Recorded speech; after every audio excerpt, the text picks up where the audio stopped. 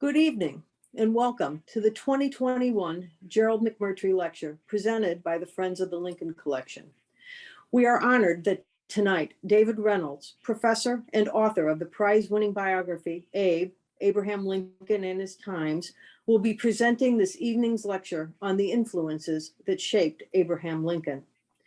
At the conclusion of his remarks, Professor Reynolds has graciously agreed to answer questions from the audience. So, as Kurt just mentioned, if you would like to pose a question, simply type your question using the Q&A feature on your screen, and that can be found, as Kurt said, at the bottom if you have a PC, and at the top of your screen if you're on an iPad. And your question will be fielded by our Lincoln librarian and presented to Professor Reynolds for his consideration. Now, before I turn things over for the introduction of Professor Reynolds, I would like to give you an update on the Roland Center. As many of you know, the Roland Center is a state-of-the-art, interactive, and immersive facility here at the Allen County Public Library that will feature the incredible Lincoln collection. Now, we are close to being 90% complete with this project, and when the Roland Center opens, it will feature a floor-to-ceiling welcome wall projection, including digital frames that will run curated slideshows of themed items from the collection. It will include kiosks that will allow you to view specific digitized elements, such as documents or photos, artwork, or 3D items at a very detailed level. It will include 3 massive screens with matching touchscreens that will allow you to explore at your own pace maps and timelines related to Lincoln and the Civil War, as well as a floor-to-ceiling projection of Lincoln's family tree with touchscreens that will allow you to touch on a family member and learn specific details about that individual from items from the collection. Now, the central part of the Roland Center is the immersive projection room, which has a 180-degree view that will immerse you into items of the collection and will put you into scenes such as Lincoln's inauguration, Lincoln at Antietam, and will make you feel as if you are attending Lincoln's last White House reception. We are so excited about how much progress has been made on this project, and we are pushing to get everything done so we can show off this incomparable collection. Now, there will be opportunities for you to tour the center once construction is complete, and we can't wait to have you visit. Now, with that, I'd like to turn things over to Al Zacher for his introduction of Professor Reynolds. Al. We are indeed honored this evening to have Professor David S. Reynolds presenting the 41st McMurtry Lecture. He is a distinguished professor at the Graduate Center of the City University of New York. His book, Abe, Abraham Lincoln in His Time, is the winner of the Gilder Lehrman Abraham Lincoln Prize and the Abraham Lincoln Institute Book Award, and was one of the Wall Street Journal's top 10 books of the year, and was listed among the best books of 2020 by the Washington Post, Christian Science Monitor, and Kirkus Reviews. He is the author of or editor of 16 books, including Walt Whitman's America, winner of the Bancroft Prize and of the Ambassador Book Award. In his book, Abe, Dave Reynolds frequently introduces to an Abraham Lincoln we did not know. His approach to his subject differs in focus from that of most Lincoln historians. He tells us of Lincoln's experiences and influences in each phase of his life and conveys to us with subtlety how in each succeeding phase what remains to be molded by new influences and experiences. Professor Reynolds in Abe offers over and over a spirit of discovery. He tells of a relationship Lincoln had with his father that is less negative than we have learned. He tells of a vitality and excitement in Mary as she pursues theatrical productions shortly after the wedding. an experience Lincoln had with Mary that over time could well have been among the favorable influences on the challenging relationship. And Reynolds tells us that as Richmond fell, Lee surrendered, and with Reconstruction becoming challenging, Lincoln would frequently take Tad's hand, walking with him through the White House, and that Lincoln regularly slept with Tad, caring for him, instilling self-confidence, vividly presenting an endearing side of Lincoln. It is an honor to present David S. Reynolds, whose McMurtry Lecture topic is Influences that Shaped Abraham Lincoln. Thank you very much, Al, for that introduction. Thank you to Kurt and Susan and everybody else who was involved. It's great to be giving the McMurtry Lecture this evening. I did research in the Fort Wayne Library and met such helpful people there, such wonderful. Not just that, but the collection itself was just great. And what I'm going to do is actually, for part of my talk at least, share my screen here. So if for some reason you have any trouble seeing the screen, please say. My book, Abe, is the first cultural biography of Lincoln, the only biography that both follows the events of his life and shows how he interacted with his surrounding culture. We're all profoundly influenced by our cultural environments, and Lincoln was no different. My book shows how he was shaped by his culture and how he in turn shaped it. Tonight, I'm going to talk about some of the main influences on Lincoln, including his family life when he was growing up on the frontier, his experience as a lawyer, his time in Springfield, Illinois, his political contexts, and his public image as Abe, which helped get him elected to the nation's highest office. With regard to his family background, Al mentioned this, I present a more positive view of it than many biographers do. It's often said that he came from barely literate parents in an atmosphere of poverty and primitivism. But Lincoln could actually speak well about his background. According to his friend Leonard Swett, he, quote, told the story of a happy childhood. There was nothing sad or pinched, nothing of want, no allusions to want in any part of it. His own description of his youth was that of a joyous, happy boyhood. Of course, Lincoln's beginnings were very humble. Born in a one-room log cabin in 1809 in Kentucky, he was taken at 7 by his family across the border to live on the Indiana frontier. His parents belonged to a small anti-slavery religious splinter group that broke off from the regular Baptist church. The first preachers Lincoln heard were abolitionists, which is why Lincoln later said he could not recall a time when he didn't hate slavery. The frontier culture around Lincoln was crude, chaotic, but with the aid of his parents and his reading, he developed special gifts for controlling and reshaping its powerful energies. His mother died when he was 9, and he sanctified her in retrospect. He called her his angel mother and said she was, quote, all that I am or ever hope to be. He obviously had some vague but happy memories of her. His father soon remarried, and Abe was nurtured by his stepmother, Sarah Bush Johnson Lincoln. Abe called Sarah Mama and told an Indiana neighbor that, quote, she had been his best friend in this world, and then no son could love a mother more than he loved her. They bonded psychologically and intellectually. Sarah recalled, his mind and mine seemed to run together, to move in the same channel.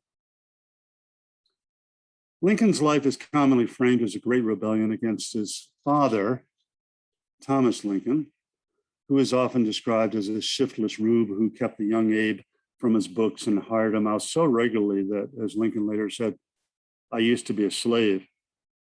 This familiar story helps explain the intensity of Lincoln's anti-slavery views and his ambition to escape his rough past.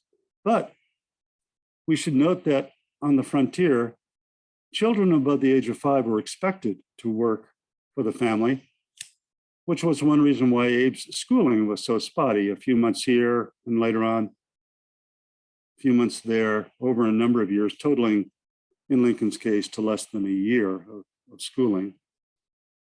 The son was supposed to work, and if he was hired out, he had to hand over his wages to his family until he reached the age of 21. That's just kind of the way things were. Lincoln's father, despite his shortcomings, had some positive qualities. Various people close to Thomas Lincoln in Kentucky or Indiana described him as strictly a moral man, never used profane or vulgar language, a plain, unpretending man, a man of inflexible honesty, truth, humor, and good nature. He was also called exceedingly good-humored, unpretentious, kind, one who never appeared to be offended and loved company very much. Thomas drank only moderately, which in that era was very unusual. Lincoln would later recall that during his youth, we found intoxicating liquor recognized by everybody, used by everybody, and repudiated by nobody. It commonly entered into the first draft of the infant and the last draft of the dying man. Many leading politicians of the era, Daniel Webster, Henry Clay, Franklin Pierce, Stephen Douglas, Ulysses Grant, just to name a few, John Randolph, were alcoholics. Lincoln himself avoided liquor. He said, "I hate the stuff. It's very unpleasant and always leaves me flabby and undone." He wrote temperance articles as a teenager, and he gave temperance lectures when he lived in Illinois. And so his temperate father stood as an example to him in this regard. The father also guided the young Abe through tumultuous frontier culture and highly uncertain economic conditions. Thomas Lincoln was physically sturdy, which was a great boon on the frontier. At 5 feet 10, weighing 185 pounds, Thomas was compact and brawny.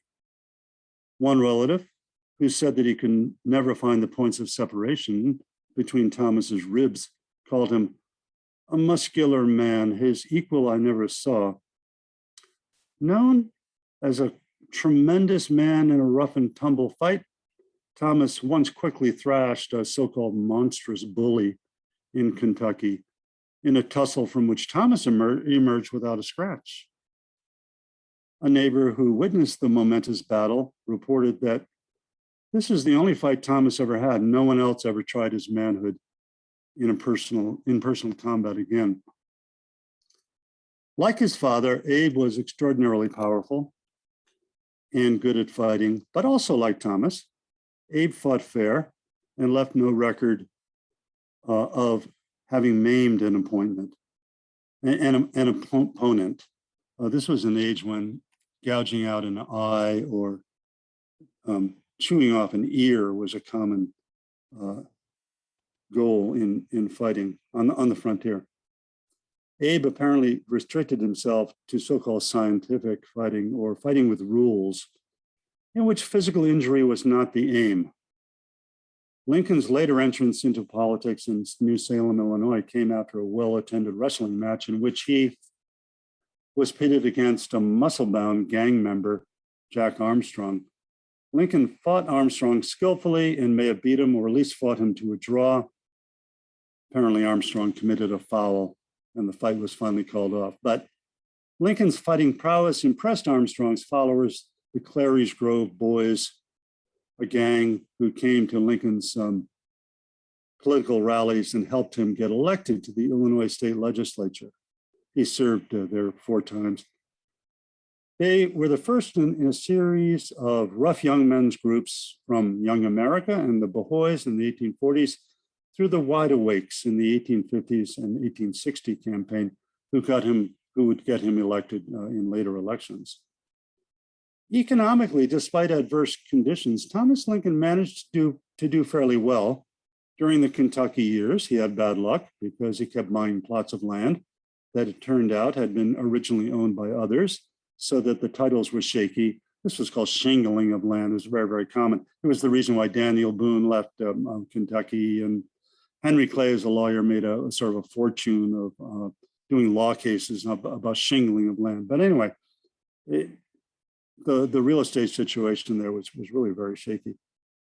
Once the Lincoln family reached Indiana, Thomas maintained a steady lifestyle. Actually, manual workers like Thomas Lincoln were able to stay afloat in periods of recession, like the one that began in 1819, because they kept their families going through subsistence living, that is, living off the land, having subsistence by just raising your own crops and through barter and so forth, getting other things. It was after the family moved to Illinois when Lincoln was in his 20s that the father and son went their separate ways. The father stuck to subsistence farming in Coles County, while Lincoln turned toward a middle-class professional life in Springfield, entering a law career that eventually brought in over $4,000 a year, which is a good sort of middle-class, upper middle-class income. Thereafter, Lincoln rarely saw his father and was not present when he died, but on some level, an emotional connection was there. Around the time of his father's death, Lincoln wrote a letter to a relative containing tender sentiments and religious references directed toward his father. If interpreting Lincoln's life as anti-Thomas Lincoln, as an anti-Thomas Lincoln story is a bit misleading, so I think is the common tendency to interpret Lincoln's marriage to Mary Todd Lincoln as purely hellish and damaging to him. It is true that Mary was quirky, unconventional. Perhaps she seemed to have signs of being bipolar. She had passionate outbursts that Lincoln bore the brunt of. Sometimes she would get angry, throw things at him, or chase him out of the house. As Michael Burlingame and others have pointed out, she played fast and loose with federal funds when making large purchases during the White House years, and seems to have been involved in shady practices to get some of the money. We can say all that about Mary, but we should recognize that she was crucial to Lincoln's career. She had grown up amid distinguished politicians in Kentucky, and she said several times as a girl that someday she was going to marry a man who would be president. Didn't say it just once, she said it many times. Her ambitiousness was a catalyst to Lincoln's rise. Her sister Elizabeth said, she was extremely ambitious. She was the most ambitious woman I ever saw. She pushed Lincoln along and upward, made him struggle and seize his opportunities. His friend Joshua Speed said, had Lincoln married somebody else, Lincoln would have been a devoted husband and a very, very domestic man. He needed driving. Lincoln's law partner, John Stuart, went so far as to say, his wife made him president. She had the fire. She had the will, she had the ambition. Lincoln's talent and his wife's ambition did the deed. Even William Herndon, who crossed swords with Mary, credited her with putting him on the path to the presidency. Mrs. Lincoln was a stimulant to Lincoln in a good sense, Herndon wrote. She was always urging him to look up, struggle, conquer, and go up to fame by becoming a big man. So even William Herndon had some nice things to say. She shared Lincoln's political views. Although she'd been raised in a slaveholding family in Kentucky, she developed anti-slavery views that grew stronger after she moved to Illinois, where she met and married Lincoln. By the time of his presidency, years later, she boasted that she was even more strongly opposed to slavery than he, which is not really true, but It shows how far she had come since her childhood, when she had been attended by enslaved people. She was so supportive of Lincoln's cause that she rejected her own Kentucky family members who supported the Confederacy. She had been close to a number of her siblings and half-siblings while growing up, but several of them remained loyal to the South, and some of them were killed in action while fighting for the Confederacy. She did not mourn their deaths and in fact said that she hoped that her Confederate relatives would die or be captured because, in her words, they would kill my husband if they could and destroy our government, the dearest of all things to us. Now, also, let's not forget that despite rocky times in their marriage, Lincoln and Mary loved each other. At a White House reception, he watched her as she greeted guests and said, "My wife is as handsome as when she was a girl, and I, a poor nobody then, fell in love with her. And what's more, I have never fallen out." Another thing to realize is that Mary had flexibility and independence, as shown by the fact that she put up with her husband being away traveling on the Illinois law circuit for several months a year while they lived in Springfield. We sometimes forget that Lincoln served as a lawyer for 24 years before being elected president. His law career had a profound impact on him. Twice a year for several weeks in the spring and several more in the fall, Lincoln trekked from courthouse to courthouse in counties included in the 8th Judicial Circuit. The towns on the circuit had few lawyers themselves and therefore depended on traveling lawyers to handle disputes or crimes. At its peak, the 8th Circuit included 14 counties covering 10,000 square miles, about twice the size of Connecticut. Lincoln usually traveled with other lawyers and judges who stayed in inns together, sometimes 20 people to one room. I mean, it was very, very crowded. They socialized with one another, they joined or challenged one another in court. Several men traveling with Lincoln later on became important political operatives for him. Leonard Swett helped him get nominated for the presidency, as did Ward Hill Lehrman, who also became Lincoln's bodyguard. There was Judge David Davis, a traveler who would serve as Lincoln's campaign manager in 1860, and on and on and on. When he went on the Illinois law circuit, he visited all kinds of cultural venues. A fellow lawyer said Lincoln would go by himself to any little show or concert, even to a small show of magic lanterns that was really for children. A main point of my book, Abe, is to show how incredibly open Lincoln was to the world around him.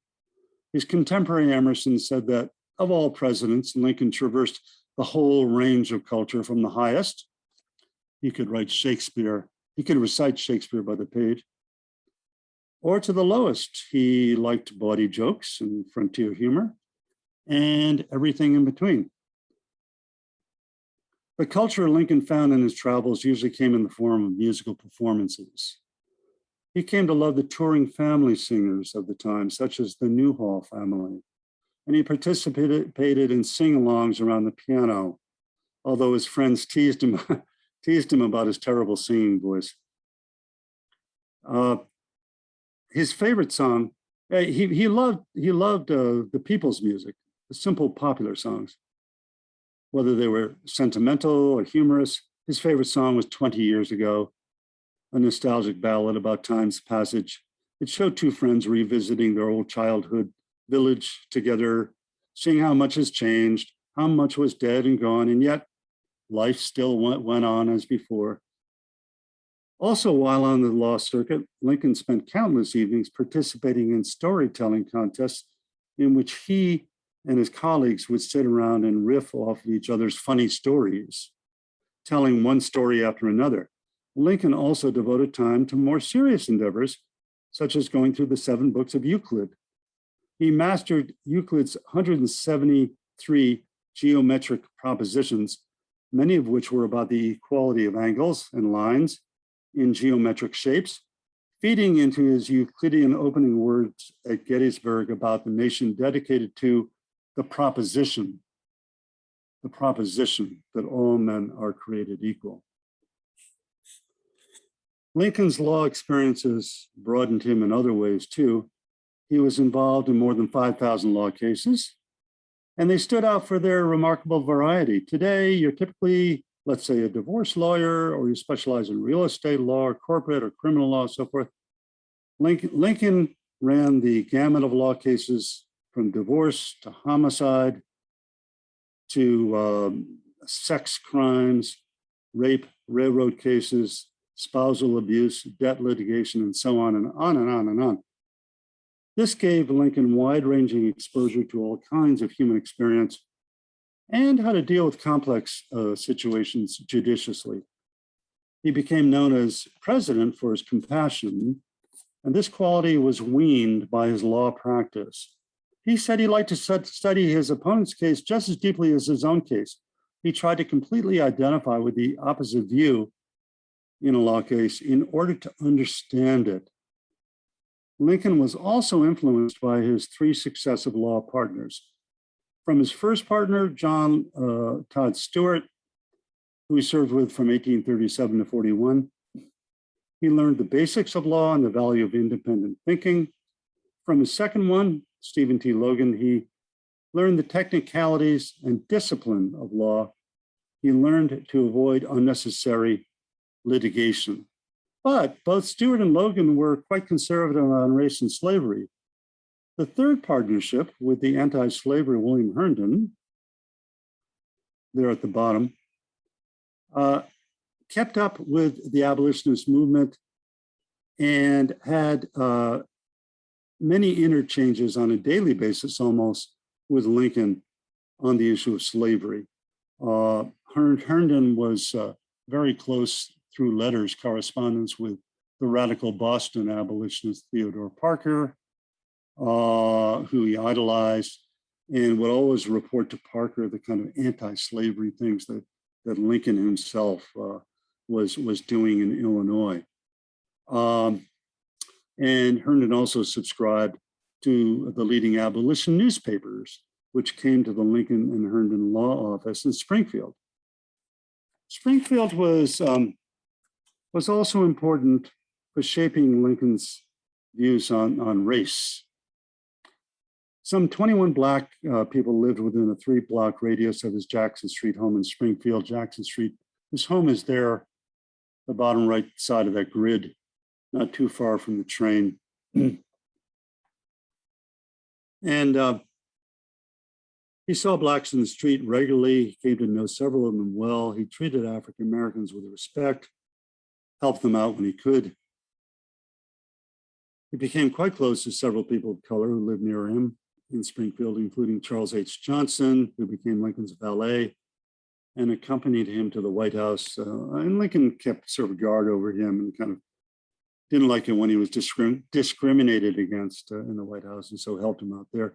Lincoln was also close to his barber, William Floraville.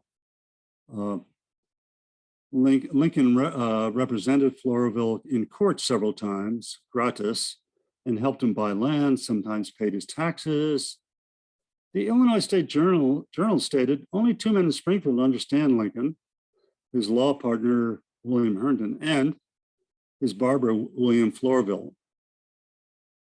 When Lincoln was in the White House, he received a very affectionate letter from Floraville, who praised Lincoln as a truly great man and confessed to, quote, having for you an irresistible feeling of gratitude for the kind regards you've shown and the manifest good wishes exhibited toward me.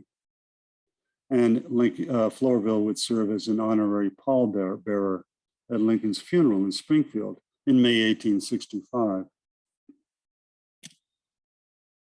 Springfield's Black people held many anti-slavery rallies and meetings, and some of which were quite, I should go back here, were quite militant. Some African Americans, including William Donegan, who lived right near Lincoln, and his home was a popular station on the Underground Railroad. He hid many fugitive people who fled to the north.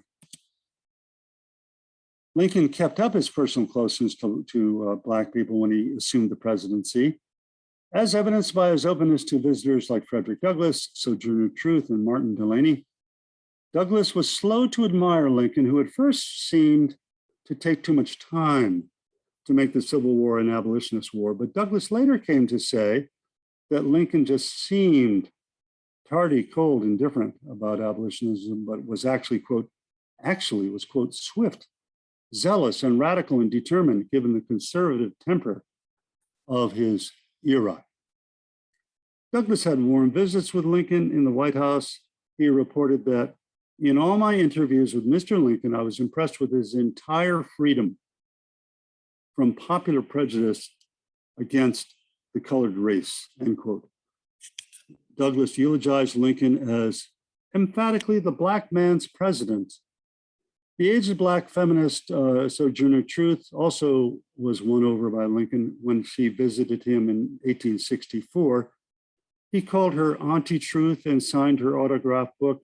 All told, she said, I was never treated by anyone with more kindness and cordiality than was shown to me by that great and good man, Abraham Lincoln.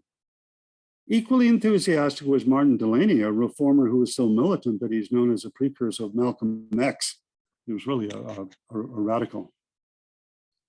He visited Lincoln in early February 1865, just after Congress passed the 13th Amendment, which abolished slavery. Delany proposed to lead an African-American army through the South, liberating enslaved people and enlisting them in the Union Army. Lincoln was very enthusiastic about the plan. He appointed Delany as a major of infantry, the highest rank for an African-American officer in the Civil War, commissioned him to lead the Black force of liberation. Delany did report to duty, but the plan was obviated in April when Lee surrendered to Grant. Delany was devastated by Lincoln's death. He cried openly and called for a statue of a weeping African woman to be funded solely by Black people and built in Lincoln's honor. That particular statue was never built, but the Emancipation Memorial in Washington was funded mainly by Black people. It was seeded by African-American money and funded mainly by Black people. The question arises, if Lincoln felt so close to Black people personally, why do some people call him racist? Well, they can cherry pick moments in his career that make him seem like a reactionary. But let's keep in mind that he was first a politician seeking votes and then became a president trying to keep the nation together. Racism of the worst sort was ubiquitous. Even many abolitionists who called for emancipation considered Black people to be inferior to whites. Publicly, Lincoln the politician sometimes put on a show of conservatism, although he never stopped declaring his absolute moral opposition to slavery.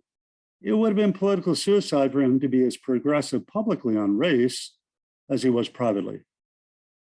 He just wouldn't have won elections, especially in his home state of Illinois, which had one of the most draconian Black laws in America. It said that free Blacks not already living in Illinois cannot enter the state for more than 10 days without facing a stiff fine and a possible jail sentence. And Frederick Douglass called it the worst law in America. So that's kind of the environment in Illinois that Lincoln faced. Some people quote Lincoln's occasionally conservative remarks on race during his 1858 debates against Stephen Douglas. It should be noted, however, that Lincoln also declared in the debates that there's no reason in the world why the Negro is not entitled to all the natural rights enumerated in the Declaration of Independence, the right to life, liberty, and the pursuit of happiness. I hold that he is as much entitled to these as the white man. He is my equal and the equal of every living man. This was a daring thing to say, especially since his opponent in the Senate race that year, Stephen Douglas, was a rampant white supremacist who made assertions like this. This is Douglas, Stephen Douglas. I believe this government was made on the white basis. I believe it was made by white men for the benefit of white men and their posterity forever. And I am in favor of confining citizenship to white men, men of European birth and descent, instead of conferring it upon Negroes, Indians, or other inferior races. And, Douglas actually won the Senate. He lost the popular vote to Lincoln, but because of gerrymandering, he actually won the Senate race. And he won by saying things like that. So it kind of shows the environment that Lincoln faced. Today, we're accustomed to how cultural wars influence politics, as when terms like radical socialist or fascist are hurled at one's opponents. The same was true in Lincoln's time. Stephen Douglas and other Democrats painted Lincoln and his fellow Republicans as dangerous radicals who would bring chaos and destruction if they came to power. The Republicans at that time stood to the left of Democrats on most issues, and if you squinted at them from a hostile viewpoint, as Southerners and Democrats did, their components blended into many other unconventional isms, as they were called, that bubbled up in the cauldron of antebellum culture. A Democratic journalist typically said that the Republican Party was an amalgam of the various isms and fanaticisms that have infected our country. This view of Lincoln and his fellow Republicans becomes clear if we look at anti-Republican cartoons, like this one. It made the typical argument that all the wicked isms of the North originated in New England Puritanism. That explains the word Puritanism at the base of this altar. At the very bottom, you see the word Puritanism. This is the Republican Party. It's a bunch of chaotic, milling around, frenzied, radical people who believe in, as you see on the altar, they believe in Negro worship, spirit rapping, free love. Socialism is there. Socialism, they believe in socialism. There's Lincoln in the middle. A white guy is being stabbed by a radical minister, anti-slavery minister, Henry Ward Beecher. Why is the white? Because he's being sacrificed on the altar in reverence to the African American who's on the top of the altar, and to the left of the African American, he's behind him is a spear. The spear was given to him by John Brown. John Brown is a statue to his left, to the African American's left. John Brown was a radical abolitionist. So this is really the way that it's kind of like today's cultural wars. These radical whatever, free lovers, socialists, witch burning Puritans, whatever you want to call them. And then here's another typical anti-Lincoln cartoon.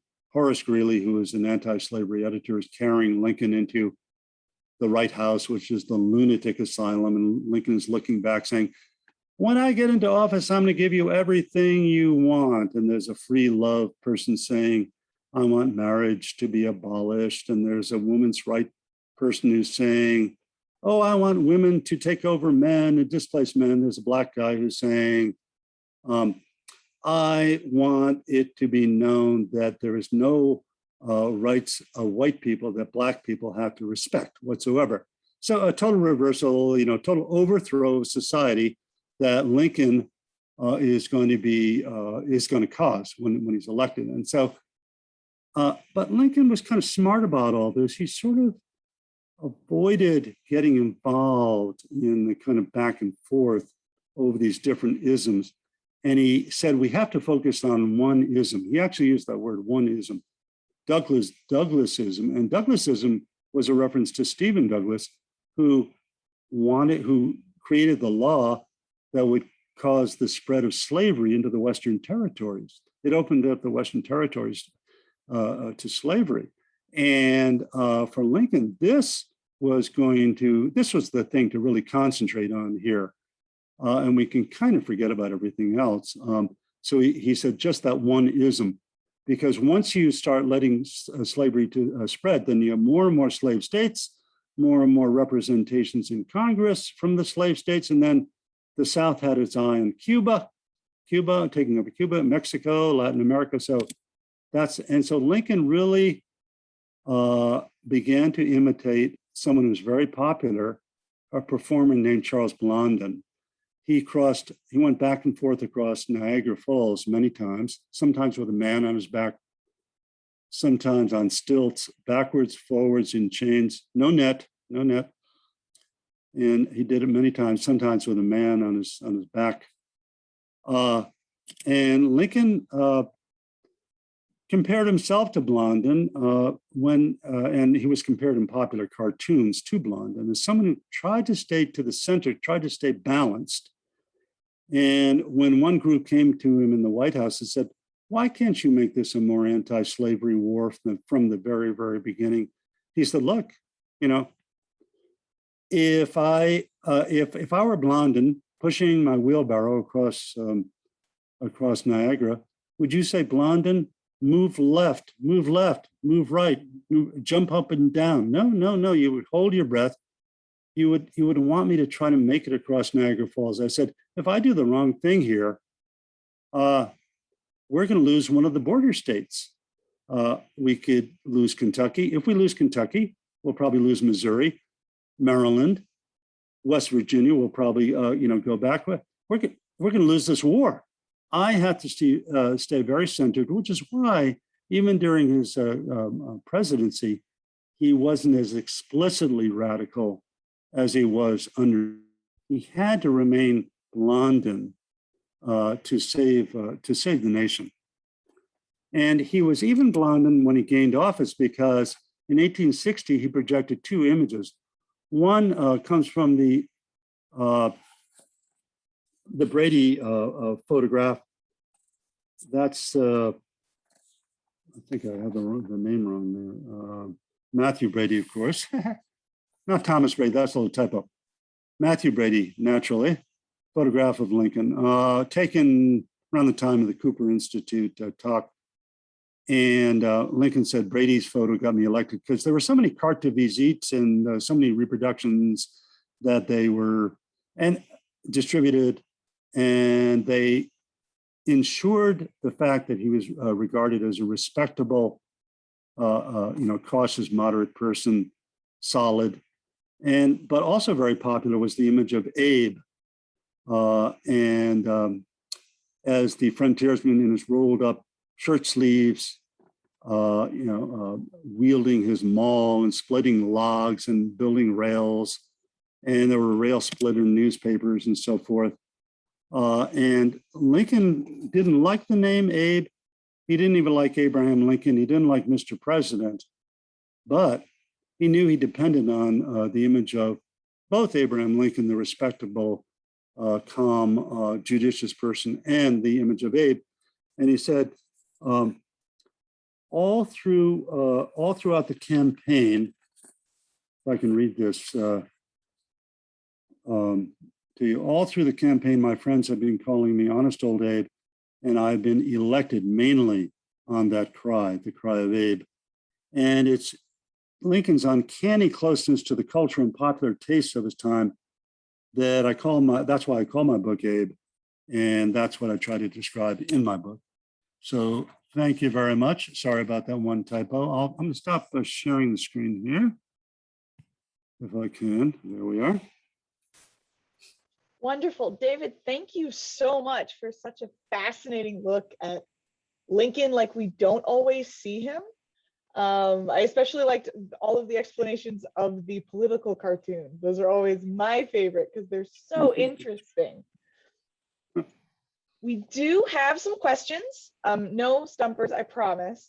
So I'll just start at the top here. And if you do have continued questions, please put them in that Q&A at the bottom of your screen, and I'll get to them as I scroll here. Our first question is from someone who's a Lincoln cousin. Did Lincoln's ancestors have any influence on his life? Did he know them? Well, Lincoln knew, he, of course, two of his sons died when he was alive, and then his third son, Tad, died at age 18, not long after Lincoln himself was assassinated. Robert Lincoln went on and became somewhat alienated from Mary Todd Lincoln, his mother, and had her committed to an asylum, actually, for a while.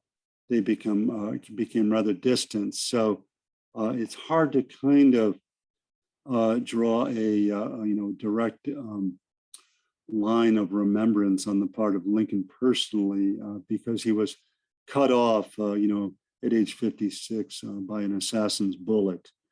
And Robert Lincoln went on and actually had a pretty distinguished career. Mary Todd Lincoln lived until the early 1880s, and she ended up kind of in a dark house in Springfield with her blinds closed, and she sort of had depression toward the end. Until that time, she was relatively independent. I don't think that she really deserved to be committed to an asylum by her son. She was only there for about 4 or 5 months, and it was pretty uneventful in the asylum. And then she kind of carried on fairly independently. She was something of an independent thinker. So, she was, of course, devastated retrospectively by the death of her husband. Not only that, the death of her children, and she hired a spirit photographer. There's a spirit photograph of her standing with the ghost of Abraham Lincoln. She was a believer in spiritualism, as were like 11 million Americans that were believers in spiritualism. And spirit photography was quite common. I mean, they did it by some kind of Photoshop. They didn't have Photoshop back then, but whatever. And that image of her, to her, was quite precious. And she wore black for the remainder of her life. He dies in 1865, and then she lives until the early 1880s. So, yeah. Well, thank you for giving our Lincoln collection a little plug. We have a copy of the spirit photo in our collection. And if anyone watching is interested, you can see it at lincolncollection.org. Some of our other questions. Would Lincoln be as revered as he is had he not been assassinated and served his second term? Yeah. Well, that's a great question. I would say probably not. Walt Whitman once said, "A nation is defined by its heroic deaths, And these deaths of these eminent people become greater than any constitution, greater than any laws, to really cement a people." And when we think of Martin Luther King, for example, yes, he was wonderful and admired in his lifetime, but it was really his death that made him a martyr. JFK becomes more hallowed, I think, in memory than perhaps he was at the time. RFK, the same thing. I mean, so yeah, for sure, there was some, sanctification of him, and a lot of sanctification after he died. There's always been an anti-Lincoln tradition as well among Confederates who actually honored John Wilkes Booth. I mean, these were Jim Crow types and so forth. So there was always that little stream there. But in general, he was really, really admired over time. And it was partly because of his death and the tragedy of it. No, that makes a lot of sense. Absolutely. We have a question here from I consider, very famous genealogist, Mark Lowe, who's asking, I've heard that Sarah Bush Lincoln, had a strong religious influence on Abraham Lincoln. Did you find this in your research as well? Yeah, Lincoln was a very religious man. He never joined a church, became a member of a church. He loved as a child to go hear preachers. He would memorize the sermons. He loved to read the Bible. And he said, if you could reduce all religions to the simple idea of doing unto others as you would have others do unto you, just a few simple precepts of the Bible, then that's the religion I would really, really join. So he never sort of joined a religion, but yeah, I mean, his stepmother, in my opinion, was a strong religious influence on him. She wished at the time that he would read the Bible more often than he did. He came to read the Bible actually more often a little bit later on, and during just like Shakespeare, he would memorize passages from the Bible. He knew the Bible really quite well, and in his speeches and everything, he quotes passages. So those who call him an atheist or something like that are just sort of wrong. They're wrong. He did believe that no single organized religion had the answer about God. He did believe that God always remained mysterious and beyond human ken. He did believe that, but he was by no means an atheist, and or even really a deist like Jefferson. And Jefferson went through the Bible and cut out all the miracles and supernatural references and everything. It was more than that for Lincoln. So yeah, but yeah, his stepmother, in my view, definitely did influence him there. Absolutely. I think she influenced him a lot, not just religion-wise, but in kind of making him who he was, especially as a child and then into an adult. I like this question because it's interesting. Did Lincoln have any ambition to be a court judge? He really didn't, as far as I know. There's a great Lincoln website called the Law Practice of Abraham Lincoln, and he served on so many cases, some of which went to the Illinois Supreme Court and so forth. He didn't seem, at least that I know of, show an instinct to be a judge. He enjoyed being a case lawyer, and he enjoyed the whole experience of course, he could have been on the circuit as a judge if he had wanted to be. But my impression is that wasn't a real aim of his. And I guess that makes sense. I've got another one here that's interesting. Is there any evidence that Lincoln was aware of the Seneca Falls Conference on women's rights that took place around the time he was a member of Congress?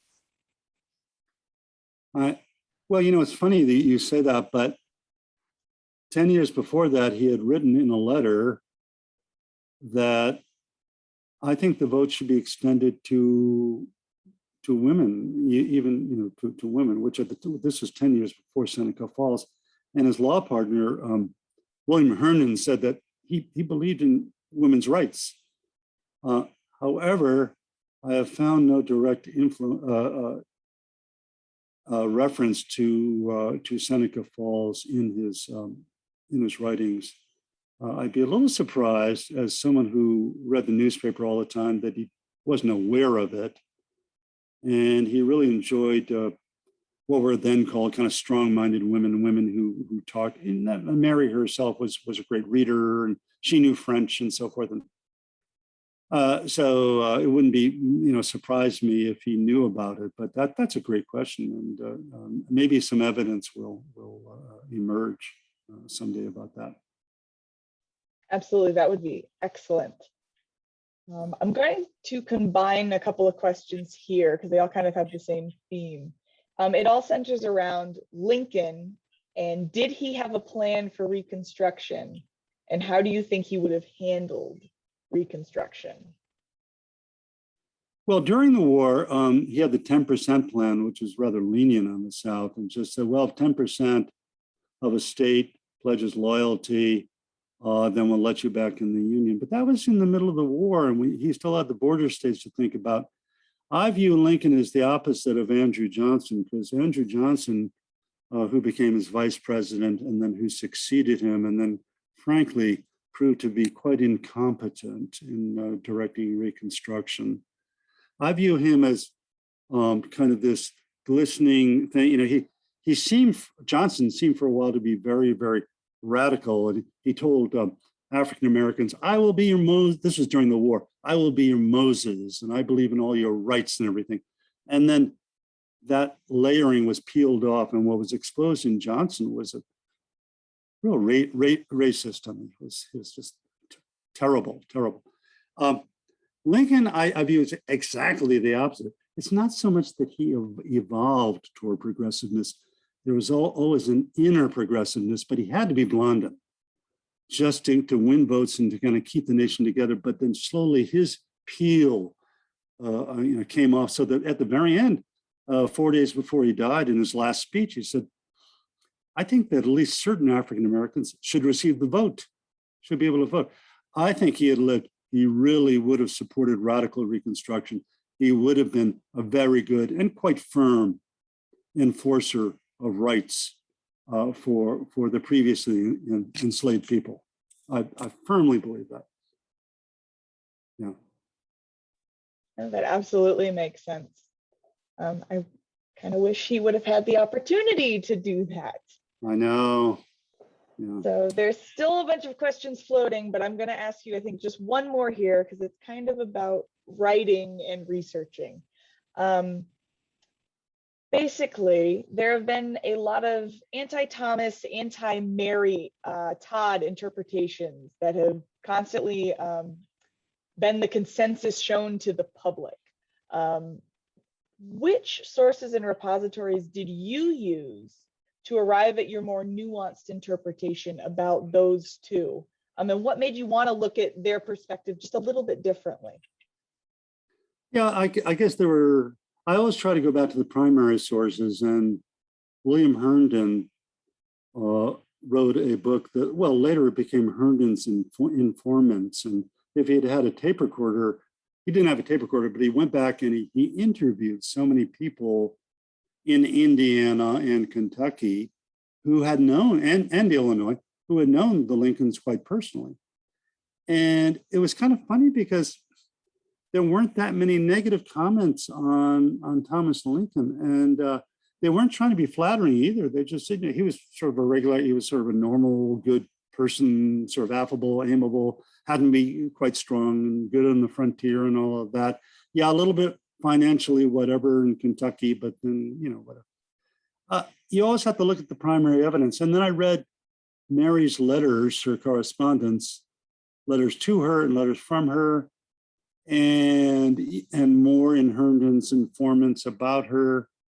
And the image that you get is, yes, she could be quite difficult at times and quite challenging to Lincoln.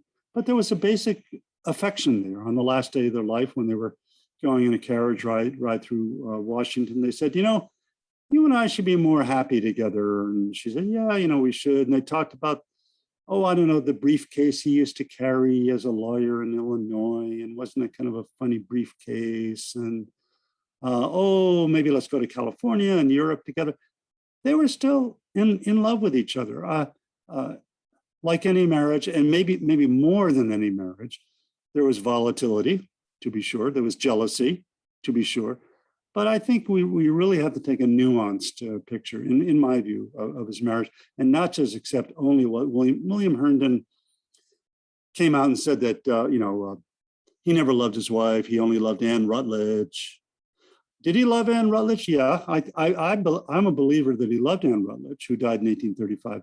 But, sometimes you fall in love as a teenager or whatever, and on some level that human being remains there in your heart or whatever, On some level, I think Anne Rutledge was with him, but I think he was large enough to also see goodness and also to fall in love with Mary Todd. So yeah, I know that's an extremely controversial thing to say. I know that a lot of people will slap at me for it, but I try to go with the evidence. I really try to be, and I try to do that. Sure. Well, and it gives a different perspective that's probably a little bit closer to the reality, especially if you're using different sources besides just Herndon, which right. Makes sense. Fantastic. Well, thank you so much. We've just hit top of the hour. So Professor Reynolds, thank you so much for being here tonight. And everyone, thank you so much for attending. Susan, I can pass it over to you if you would like.